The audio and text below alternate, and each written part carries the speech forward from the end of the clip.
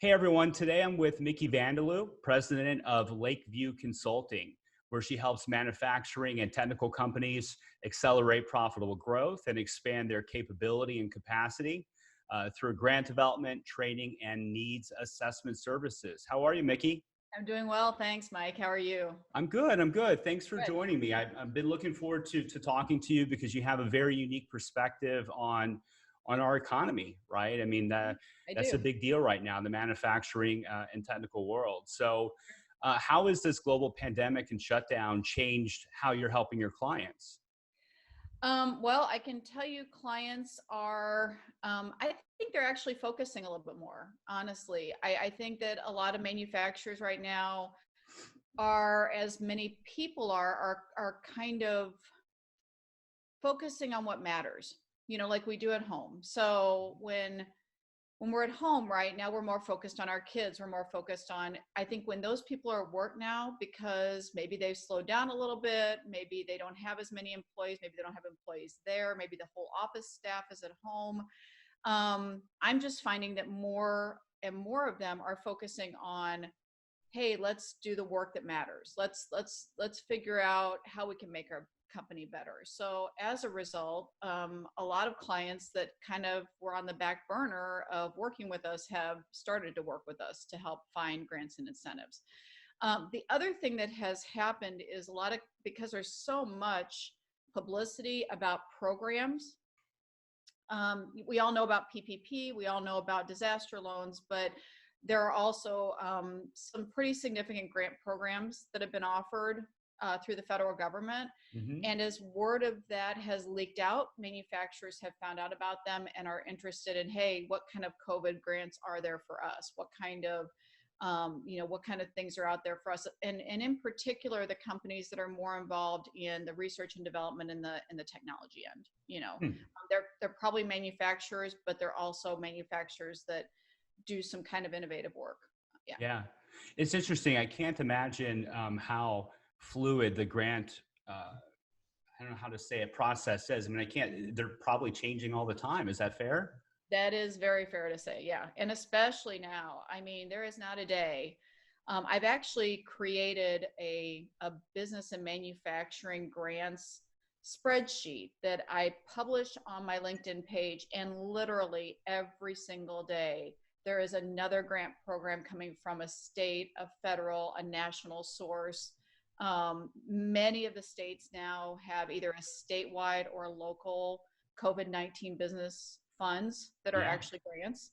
And I found it very interesting that so many of them are using very traditional sources like community block grants. They're reallocating that money to help businesses, right?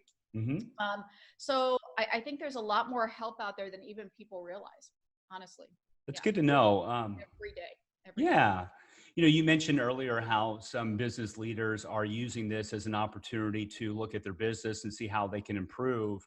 And that obviously can lead to them and should lead to them connecting to you because Mhm. that's what you do, right? Right. But do you have any unique stories of how some businesses have pivoted during this situation? Sure. One company that I work with does some really unique event experiences. So they specialize in mobile experiences, literally. So like when you see the tasting booths at different conferences or at trade shows, or even at like the America Center when they do the Home and Garden Show, they do these really unique things. But in this time, their event business obviously has dropped off the map. Yeah. They are not doing anything.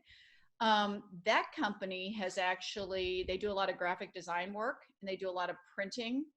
So what they've actually done is they've actually pivoted, and I thought it was really unique. They've actually pivoted to making the vinyl squares that you see on the floor that mark 6 feet, Yeah.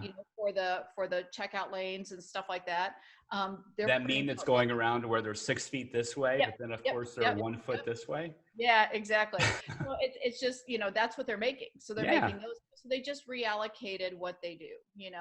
Um, I also know, I mean, there's been lots of stories of companies that now make PPE. There's been lots of stories of GM making ventilators, GM making, I think there's, and I think the more that we can know about those stories. I try to share a lot of those stories on LinkedIn. I'm really Yeah, I've seen active on that. LinkedIn, and I try to share as many of those stories because to me, this is a time of innovation.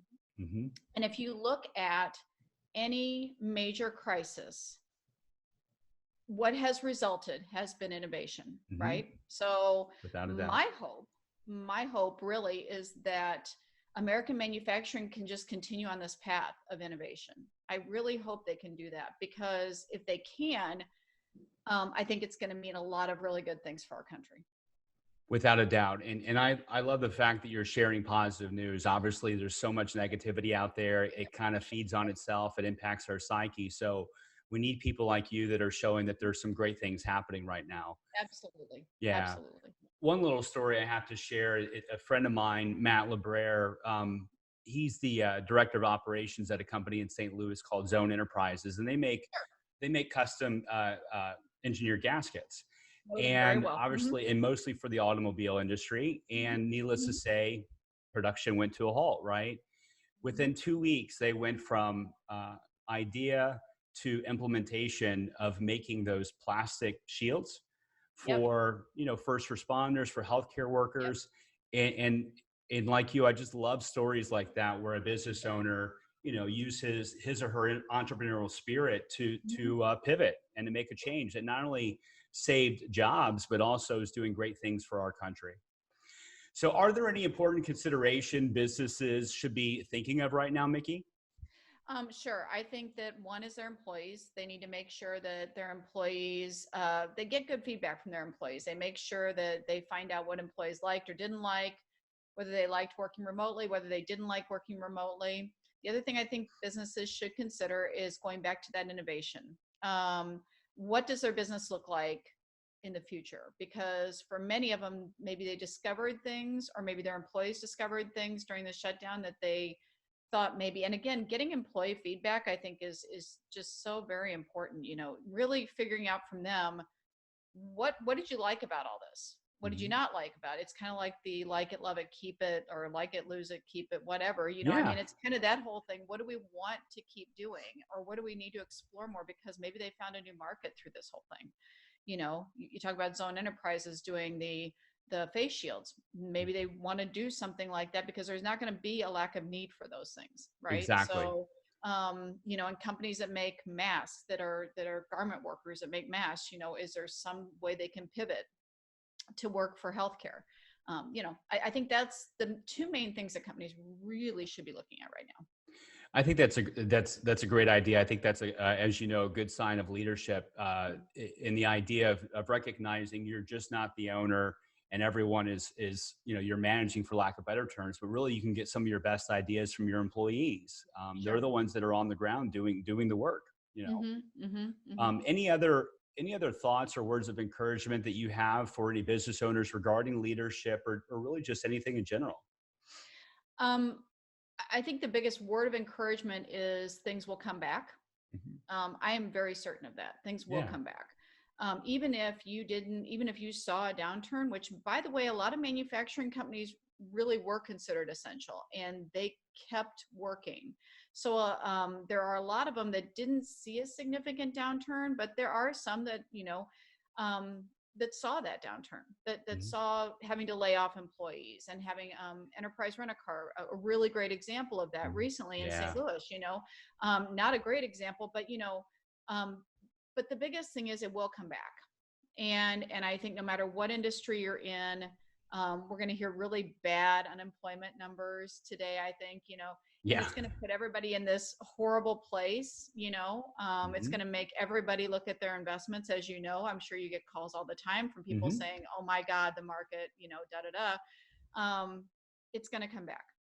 It's going to come Wi- back. Without a doubt. And, I always have had this mentality that recessions are healthy. Hmm. Times of difficulty are healthy in the grand scheme of things, Hmm. because when times are good, they're good. And we have a tendency not to look at what we're doing and how we can improve. As long as we're making more money, we kind of coast. Yeah, It's only when times are difficult that many of us look internally at ourselves and see how we can improve, look at our business to see how we can improve. And I think sometimes it's important to take a step back so that you can take multiple steps forward and just sure. change. And The other thing I think that companies need to understand is that there is a groundswell going right now in the country of reshoring. Hmm. We have seen, without a doubt, what can happen when we are very dependent on a foreign entity to create product for us. Yeah. Um, if this doesn't cause Washington to think more about reshoring things, I don't know what will, right? Right. I don't know Exactly. what will. I think what's going to happen, I have one client who's in the pharmaceutical industry and they do small batch pharmaceuticals, Hmm. great company. They have a tremendous opportunity, I think, at this point. I think all pharmaceutical companies do, to bring a lot of pharmaceutical manufacturing is done in China, as we now know, right? As we've Exactly. all heard. Yeah. I think there's no better representation of that than the New England Patriots plane carrying from China all those masks that landed in the United States. And everybody Hmm. was so happy that that New England Patriots plane went over to get those masks, not thinking, why did a New England Patriots plane have to go over to China to get masks that should have been Exactly. made here, right? Yeah. Yeah. But there's been a lot of recognition of that, I think. Without a doubt. I mean, obviously, manufacturing has been death is the wrong word, but really got hit over the past 40 years due to globalization. We're obviously going to have deglobalization and reshoring, as you stated, and it's not just within the United States, but around the world. Sure. Um, do you think it's going to make individuals, business owners, look at how they look at their supply chain? I think so. I think there's going to be a lot more attention paid to risk management, Hmm. to supply chain risk. Hmm. I think it's going to be really imperative that companies do look and really look hard at where they source their products from. Hmm. If the world closes again, what happens? Yeah, We can actually ask ourselves that now and maybe put it into some perspective. Again, a gift from all this, in my opinion. without a doubt.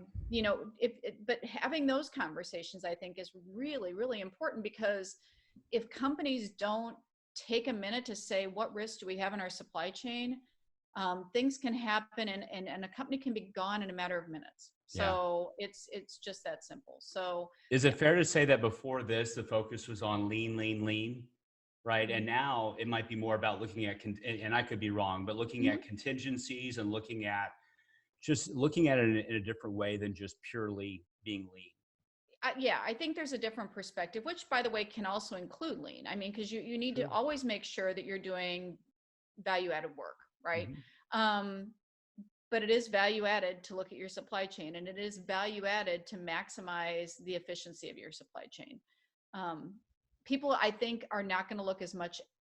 They'll look at costs, but I don't know that they'll look as much at cost as they did before. And really, if you look at the true cost of getting product from overseas, if you look at all the costs, even the intrinsic costs, a lot of times it really isn't a lot cheaper. There's many times additional quality controls that have to be put in place. Many times there's an additional amount of time that needs to be gotten to receive the products. So all that, I think, is really important. Mhm. Very good. Very good. Well, I really enjoyed this. Again, you have a very unique perspective on the Thank you. economy. You do an amazing job for your clients. So I certainly encourage anyone in the manufacturing and technical world, if you're looking for guidance, if you're looking in guidance on efficiencies and your practice management, if you need help with looking at grants and writing grants, I certainly encourage you to check out Micki and her team at Lakeview Consulting. So thank you Thank for you. your time, Micki. I appreciate it. Hey, thanks, Mike. Have Take a great care. day. You too. Bye.